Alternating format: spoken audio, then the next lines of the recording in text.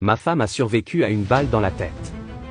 Je suis Bob Marley, je suis né en 1945 à 9 Mile, en Jamaïque. J'ai grandi dans une famille pauvre. J'ai enregistré mes premières chansons à 17 ans, puis un an plus tard, j'ai formé avec deux amis le groupe The Wailers. Au fil du temps, j'ai développé mon propre style musical.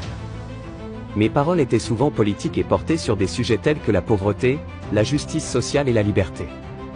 En 1973, après avoir reçu l'aide et la confiance d'un producteur londonien et organisé notre première tournée, nous nous sommes séparés. C'était le début de ma carrière solo. Le groupe a alors été renommé Bob Marley and the Wailers, les Wailers étant désormais mes accompagnateurs. En 1974, j'ai créé l'album Natty Dread. J'ai joué avec les Jackson 5 puis nous nous sommes produits avec Stevie Wonder. C'est avec cet album, et tout particulièrement No Woman No Cry que j'ai été propulsé au niveau de star international. En 1976 c'est la sortie de Rastaman Vibration, qui a été mon disque le plus vendu de mon vivant.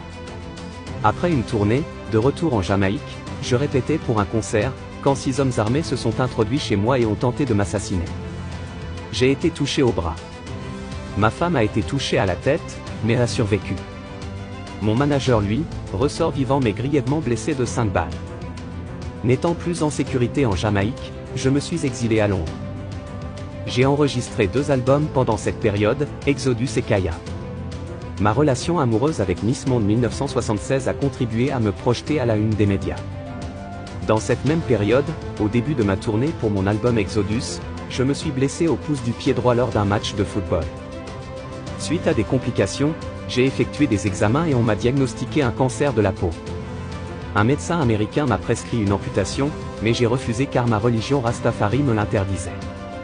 Mon état de santé se dégradait mais j'ai continué de performer des concerts.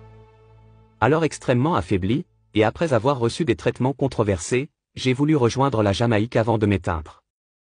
Malheureusement, mon état de santé ne me le permettant pas, je suis mort à l'âge de 36 ans à Miami. Ma vie a été marquée par la religion Rastafari, que j'ai embrassée en tant que jeune adulte.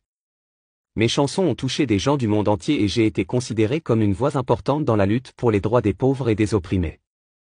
Je suis fier d'avoir contribué à populariser la culture Rastafari dans le monde entier.